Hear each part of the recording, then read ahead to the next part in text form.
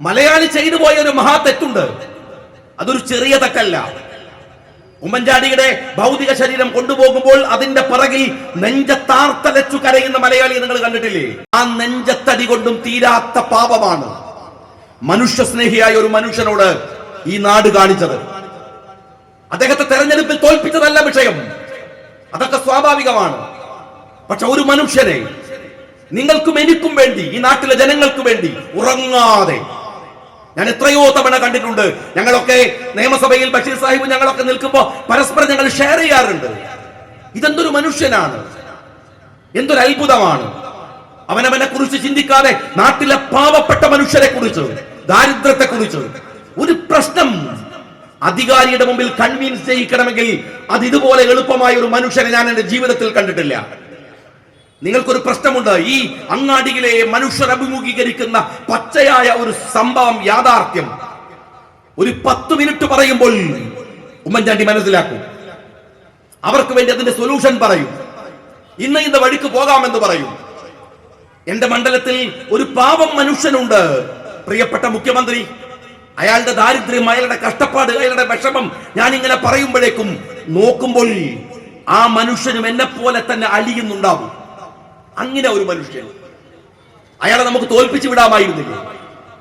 പക്ഷെ കേരളത്തിലെ ഈ മുഖ്യമന്ത്രി ഉണ്ടല്ലോ, നമ്മളുടെ ഒക്കെ കയ്യിൽ അയാളുടെ പഴയ ഡിജിറ്റൽ റെക്കോർഡ്സുകളില്ലേ, പരിശോധിച്ചു നോക്ക്. എത്ര വൃത്തികെട്ട വഴികൾ ഉപയോഗിച്ചാണ് ആ മനുഷ്യനെ താഴെ ഇറക്കിയത്. ഏതെല്ലാം വൃത്തികേട്.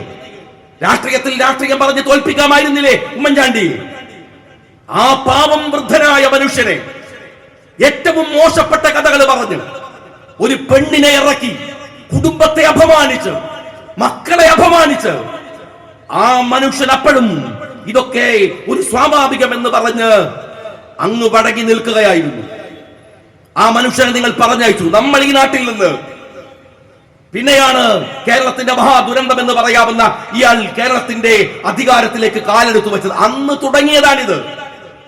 ഈ ദുരന്തം, ഈ കഷ്ടപ്പാട് ഒരു ശാപം പോലെ, അശനിപാതം പോലെ കേരള രാഷ്ട്രീയത്തിന്റെ തലപ്പത്ത് ഈ മനുഷ്യൻ വന്നു പെട്ടത് മുതലാണ്. ഒരിക്കൽ സഹികെട്ടാണ് ഞാൻ നിയമസഭയിൽ വെച്ച് പറഞ്ഞത്, ഇയാള് ജൂനിയർ മാൻഡ്രാക്ക് അല്ല, സീനിയർ മാൻഡ്രാക്ക് ആണ്. സത്യം പറഞ്ഞാൽ അറം പറ്റിയ പോലെയാണ്. മാൻഡ്രാക്ക് നിങ്ങൾക്ക് അറിയാലോ, ഒരു സിനിമ ഉണ്ട്. ഏത് സ്ഥലത്ത് കൊണ്ടുപോയി വെച്ചാലും, ആ തല കൊണ്ടുപോയി വെച്ചാൽ കാലക്കെടോ കാലക്കെടാണ്. പൊളിയാത്ത മതില് പൊളിയും, വീഴാത്ത ഓട് തലയിൽ വീടും. കഷ്ടപ്പാട്. അത് ചെറിയ ചെറിയ കാര്യങ്ങളല്ലേ.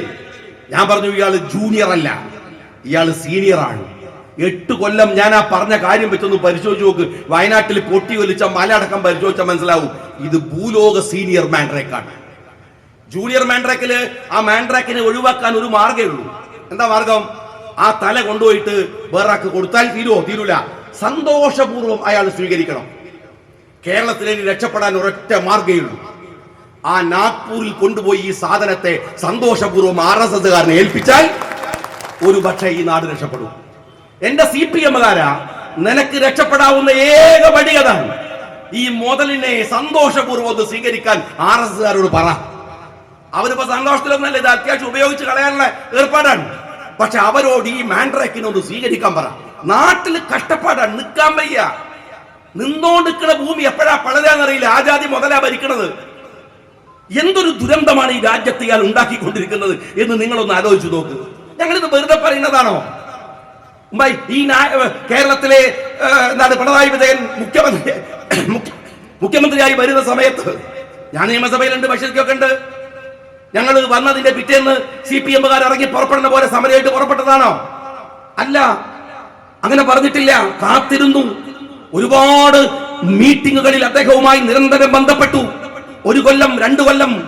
ഞങ്ങൾക്ക് മനസ്സിലായി ഈ മനുഷ്യൻ വഴങ്ങുകയല്ല, കൃത്യമായ അജണ്ടയോടുകൂടി ഇയാൾ ഭരിക്കുകയാണെന്ന് പതിയെ പതിയെ ബോധ്യപ്പെട്ട സാഹചര്യത്തിലാണ് എതിർപ്പുകൾ ആരംഭിക്കുന്നത്. എങ്ങനെയാ പിണറായി വിജയൻ വന്ന സമയം മുഴുവൻ 2016 മുതൽ പരിശോധിക്കും നിങ്ങൾ. പതുക്കെ പതുക്കെ. അതുവരെ എങ്ങനെയായിരുന്നു? ചന്ദ്രശേഖരൻ വധക്കേസ്, ചന്ദ്രശേഖരന്റെ കൊലപാതകത്തിനനുബന്ധമായി നിരവധി ആ കൊലപാതകത്തിൽ കേരളത്തിന്റെ മുഖ്യമന്ത്രി വരെ എത്തിപ്പെടുമ്പോ കേസ് എന്ന് സംശയിക്കാവുന്ന വിധത്തിൽ മോഹനൻ മാഷിൽ തട്ടിരുന്ന ആ കേസ് കോടതിയിലെത്തി. പ്രതികൾ ജയിലിലായി. ആ പശ്ചാത്തലത്തിലാണ് കേരളത്തിലെ മുഖ്യമന്ത്രി വരുന്നത്. പിന്നെ നമ്മൾ കാണുന്നത് TP ചന്ദ്രശേഖരന്റെ പ്രതികളെ ഇയാൾ ഓമനിച്ചു കൊണ്ടു നടക്കുന്നതാണ്, താലോലിക്കുന്നതാണ്. ഷുക്കൂർ എന്ന് പറയുന്ന ഒരു പാവം ചെറുപ്പക്കാരനെ കൊലപ്പെടുത്തിയ കേസ് തിരുവഞ്ചൂർ ആഭ്യന്തരമന്ത്രിയായി ഇറങ്ങിപ്പോകുമ്പോൾ അവസാനം ഗവൺമെന്റ് CBIക്ക് വിട്ടതാണ്. നമ്മൾ കാണുന്നത് മുഖ്യമന്ത്രിയായി വന്ന പിണറായി വിജയൻ ആ CBIക്ക് കൊടുക്കാൻ പറ്റില്ലെന്ന് കേസ് ഗവൺമെന്റ് ബാധിക്കുന്നതാണ്. തീരുന്നില്ല. ഷുക്കൂർ കേസിലെ കൊലയാളികൾക്ക് വേണ്ടി, TP ചന്ദ്രശേഖർ വധക്കേസിലെ കൊലയാളികൾക്ക് വേണ്ടി ഗവൺമെന്റിന്റെ പണം പോലും വിനിയോഗിക്കുമാറ് കോടതികളിൽ കയറി ഇറങ്ങുന്ന പിണറായി വിജയനാണ് പതുക്കെ കാണുന്നത്. എന്ന് വെച്ചാൽ കൊലയാളികളിൽ തന്നെ മാറ്റങ്ങൾ ഉണ്ടായി പതുക്കെ. പിന്നീട് ഷുക്കൂർ കേസും TP ചന്ദ്രശേഖരൻ വധക്കേസും ഉണ്ടാക്കിയ കേരള രാഷ്ട്രീയത്തിലെ ഒരു മാറ്റമുണ്ട്. എന്താണത്? ഒരു കണ്ണൂരിൽ 10 കൊല്ലം MLA ആയ ഒരാൾ എന്ന നിലയ്ക്ക് എനിക്ക് കൃത്യമായിട്ട് അറിയാം. ആ 2 കേസുകളിലും ഞങ്ങൾ സ്വീകരിച്ച ഒരു നിലപാടിതാണ്, കൊന്നവൻ വേണ്ട, കൊന്നവനെ വിട്ടേക്ക്. ഒരു കത്തിയെ ശിക്ഷിക്കുന്നത് പോലെ, ഒരു ബോംബിനെ ശിക്ഷിക്കുന്നത് പോലെയാണ് കൊന്നവനെ നമ്മൾ തിരഞ്ഞുപോയി ജയിലിൽ അടക്കുന്നത്. കൊന്നവനെയല്ല, കൊല്ലിച്ചവനെ, അവനെ പിടിക്കണമെന്ന് പറഞ്ഞു. അങ്ങനെയാണ് P ജയരാജനെ പ്രതിയാക്കുന്നത്, TV രാജേഷിനെ പ്രതിയാക്കുന്നത്. TP ചന്ദ്രശേഖരന്റെ വധക്കേസ് മുഖ്യമന്ത്രിയോളം എത്തുമോ, പിണറായിയോളം എത്തുമോ എന്ന് നമ്മൾ സംശയിക്കുന്ന അന്വേഷണം ഉണ്ടാവുന്നത്. ഭയപ്പെട്ടു CPM, ഭയപ്പെട്ടു. കാര്യങ്ങൾ സുതാര്യമാവുകയാണ്. ഇനി പഴയ പോലെ അവിടുന്നും ഇവിടുന്നും കുറച്ച് പ്രതികളെ ഇറക്കി കൊന്നിട്ട് അവസാനം അവന്റെ കുടുംബത്തെ പാർട്ടി സ്പോൺസർ ചെയ്ത് പിന്നെ കൊല്ലാൻ വേറെ ആളെ ഇറക്കാം എന്ന നിലപാട് ഇനി പറ്റില്ലെന്ന ഭയം വന്നു കേരളത്തിലെ ഇടതുപക്ഷത്തിന്, CPM-ന്. അതാണ് TP ചന്ദ്രശേഖരൻ വധക്കേസിനും ഷുക്കൂർ കേസിനും ഉണ്ടായിട്ടുള്ള കേരള രാഷ്ട്രീയത്തിൽ സംഭവിച്ച ഒരു പരിണതി എന്ന് പറയുന്നത്. അതിൽ ഭയമുണ്ടായി. ആ ഭയമുണ്ടായതിനു ശേഷം സംഭവിക്കുന്ന രണ്ടാമത്തെ ഒരു പരിവർത്തനം എന്താണെന്ന് അറിയുമോ?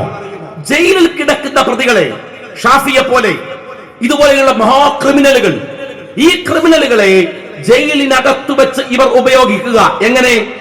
നിങ്ങൾ മനസ്സിലാക്കേണ്ടത്, കരിപ്പൂർ വിമാനത്താവളത്തിൽ വന്നിറങ്ങുന്ന സ്വർണം മുതൽ ബാംഗ്ലൂർ റൂട്ടിൽ ഓടുന്ന പണം കൊണ്ടുപോകുന്ന ആളുകൾ അവരെ നോട്ട് ചെയ്യുന്നത് ജയിലിനകത്തിരുന്ന് ഈ പറയുന്ന TP ചന്ദ്രശേഖരൻ വധക്കേസിലെ പ്രതികൾ, ഗുണ്ടകൾ.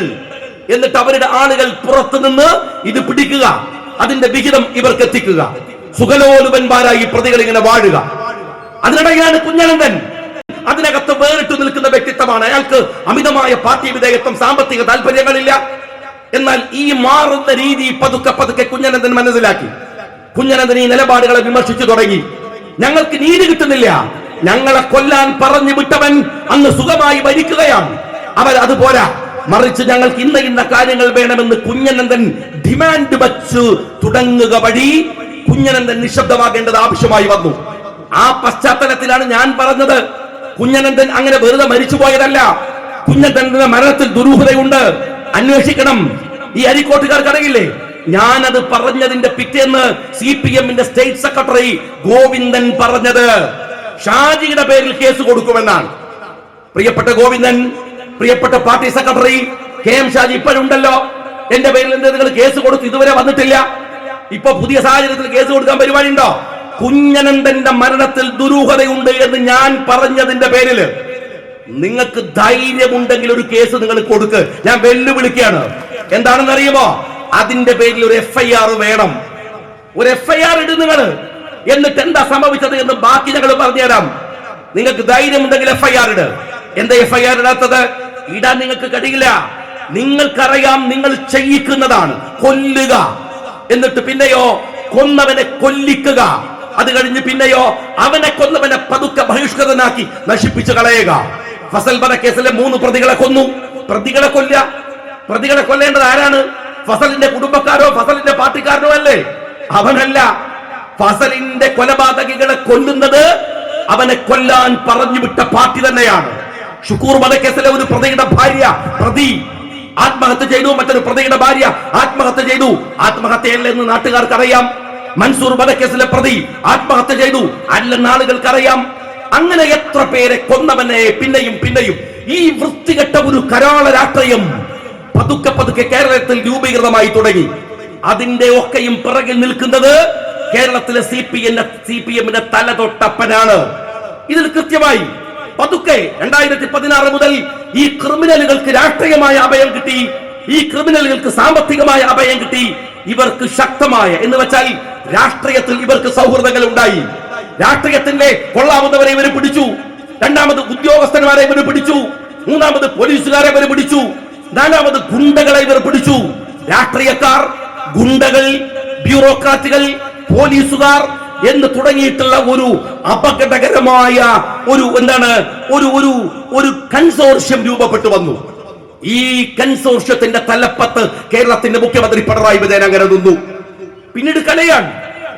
നിങ്ങൾ മനസ്സിലാക്കേണ്ടത് 2018 ബഹുമാനനായ PT തോമസ് അദ്ദേഹം മരിച്ചുപോയി.